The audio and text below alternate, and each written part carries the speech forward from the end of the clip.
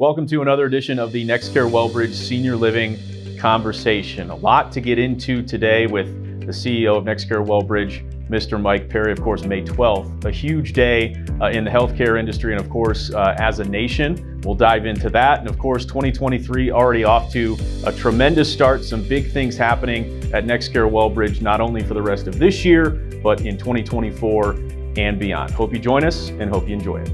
Wanted to just start with a table setting, a recap, if you will, of the first 5 months or so here as, we're now into Q2 of where, you are at obviously with NexCare WellBridge, the healthcare industry as a whole, I guess just what 2023 has brought so far this year. Well, thanks, Kyle. Really, I describe this year as a beginning of a healing process. We've had a tough three years and 3 months. I think everybody's aware of that. We've talked about that in other editions, but we're spending time, we're healing. We are seeing improvements operationally. I'm delighted to share that we're almost 100% out of temporary agency staffing. We're rebuilding our own staff, our internal staff within the organization, working on training and development. We've got just a lot of exciting things going on. So obviously, we'll just jump right into one of the reasons why we're here and, having another conversation and a lot, again, to dive into with it. But May 12th, a pretty significant day and one that impacts you and NexCare WellBridge, more so than I think a lot of people, but something that not only the healthcare industry should be celebrating, but something that the entire world, the entire nation, whatever you want to call it, should be paying attention to as well. So May 12th, certainly a day you didn't want to let pass by without throwing out some thank yous and kind of turning the page. Yeah. At 11:59 and on May 11th, May 12th, the public health emergency that we've been under for several years sunsets. And I would be remiss in not taking an opportunity at that time to reflect on this last several years. It's been extremely challenging for our company, for our industry. The dedication and commitment of the caregivers that I've seen over the last several years has been nothing short of epic. I just can't say enough how much we thank all of our talent. We thank all those hardworking heroes in the healthcare industry that stepped up in unprecedented times. But as I mentioned, we are healing. We're beginning the process of moving forward, and I think the ending of the public health emergency on May 12th is a monumental day for our industry, and I'm just excited to be talking about it. We've got a lot of things going on in our company where we've learned improved infection control practices and other clinical practices that are just absolutely going to help us be better as we move on beyond the public health emergency.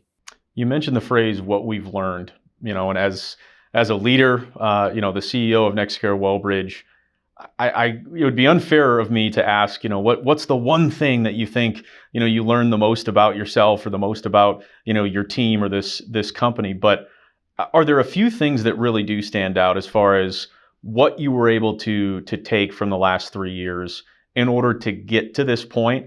And how do you think that is going to strengthen you and help you in the company as we do move on now and really fully, turn that page? I think probably one of the biggest things is something that we've always focused on, but I didn't realize how important teamwork is, particularly when you get into a public health emergency, for lack of a better description, a crisis situation. I've said this to our team, and I've reflected privately that I would not have wanted to be with a better or a different team, a different organization, from our ownership group right on down to all of our work, all of our caregivers, and the teamwork that was displayed was remarkable. And you really find out who you have in a crunch. and we've got some really great people. And now it's how do we leverage that to continue the progress we've made on infection control practices, general care delivery. One of the other things, Kyle, is the importance of communication. When our facilities were shut down and people couldn't visit and they're visiting through windows, I hate to bring those days up, but those are days we lived through. Families needed information, and that communicating and getting that information out to the families and all the responsible parties of everybody we work with. And so, I really learned that is so incredible, and the teamwork that went into getting through this last couple of years. I wouldn't want to been with a different group. One of the things that I think stands out about NexCare WellBridge is identifying talent.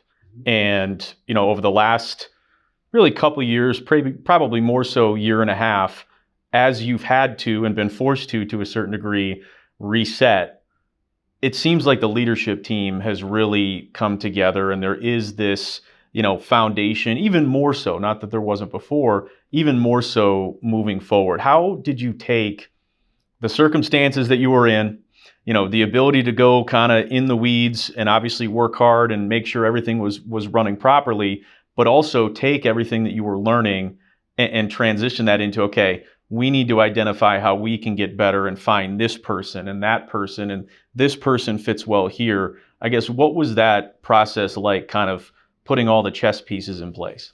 I think just getting back to what we talked about with teamwork and just getting with all of our disciplines. We're very much an interdisciplinary organization, and realizing that, we've got to bring all of the different skill sets and knowledge bases of everybody at the table, from our clinical services group to our physicians, the infection control specialists, our human resources professionals, everybody, from our facilities management and cleaning crews, and bring everybody together and say, we all have an equal voice at this table. I think we went through some really, really difficult times, but I think our attitude was always, we want to make lemonade out of lemons, which was tough when we were, at the heart of the pandemic. But really understanding the true interdisciplinary nature of what we do, and bringing everybody together as we assessed the talent we have, the talent we were looking for. And then one of the things that, as we move into 2023 and almost halfway through the year, hard to believe, is really that teamwork and that interdisciplinary approach to how we recruit talent and telling our story, so to speak.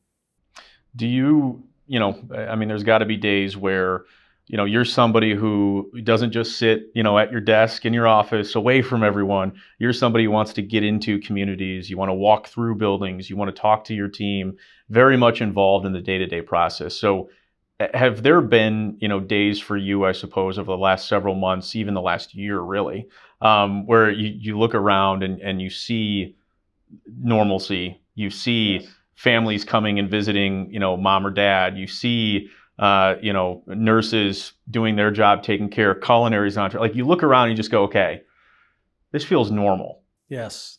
So probably one of the hardest parts of the last couple of years was going through communities, going into rehab gyms and not seeing any rehabilitation because you couldn't do that in groups and around other people, seeing our dining areas vacant. The tap room at the WellBridge facilities, the pub at our WellBridge facility in Grand Blanc, the bistros, the spas in our facilities, and it was it was tough. It was really tough. It was hard, but now, to your point, it's so exciting to be getting back to the things we've done in the past. Getting therapy back, going in our therapy gyms, the group therapy, the dining facilities being open, visitors visiting, people coming in. We're getting ready to have a number of important days in May. We have Mother's Day coming up where we have a lot of our residents have visitors to honor their mothers. We have National Post-Acute Care Week coming up.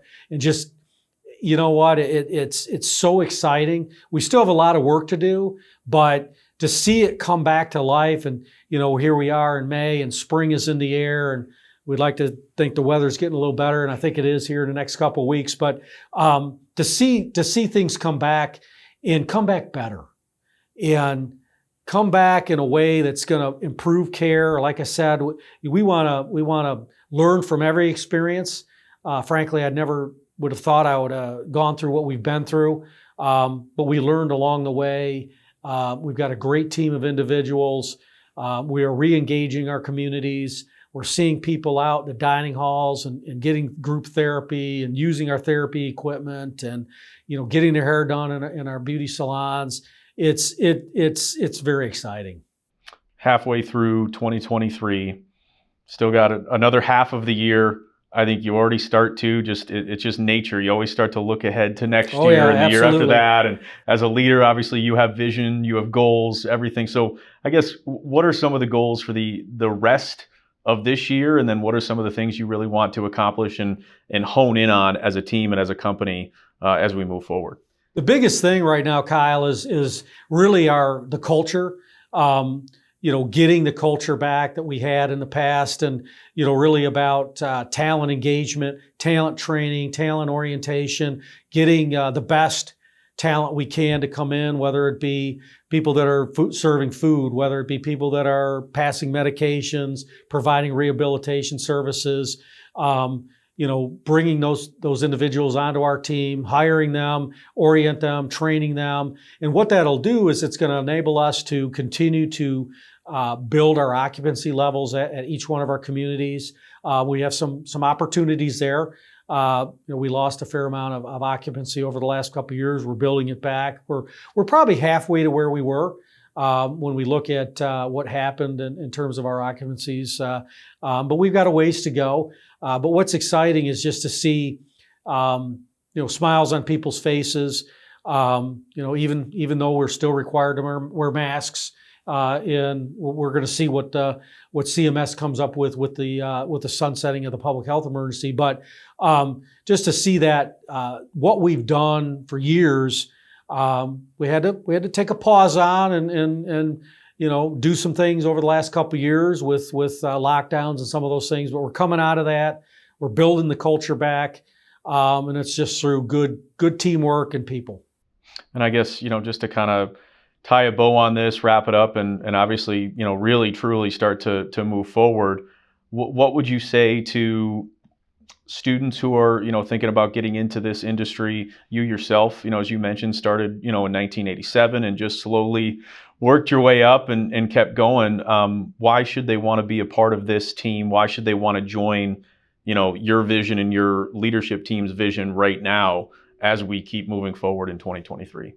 Well, when I think back, Kyle, back in 1987 when I started working as a culinary aide at a facility, what hit me was I not only had a job, but I had an opportunity to make a difference and work in an environment where you have such a tremendous purpose. And we do a lot of assessing of the workforce and the different generations that we have that work in our industry, that provide the care that we provide every day. And a lot of the individuals that are looking to get into the workforce or getting out of college or trades and those types of things, what I'm hearing a lot of, and it's something that was important to me back many years ago, was working in an environment of purpose. And I can't think of a better career, a better opportunity for people that, whether they're new to the workforce, they want to make a change, to work in an environment where you can make a difference every day. When you come in, putting a smile on somebody's face that needs help, caring for the many, many people that we have the opportunity to care for. If you're looking for some place where you can make a difference, this is where to be. NexCare WellBridge Senior Living. Well, as always, another great conversation with the CEO of NexCare WellBridge Senior Living, Mr. Mike Perry. And if you'd like to find out more, you want to go back and look at other full episodes, CEO messages, speaking from different departments, speaking in the culinary industry, speaking on recruiting, nursing, whatever it may be, you can simply just subscribe to the YouTube channel, or just make sure you follow NexCare WellBridge Senior Living on Facebook, Instagram, Twitter, and of course, LinkedIn. And we look forward to talking with you guys again soon.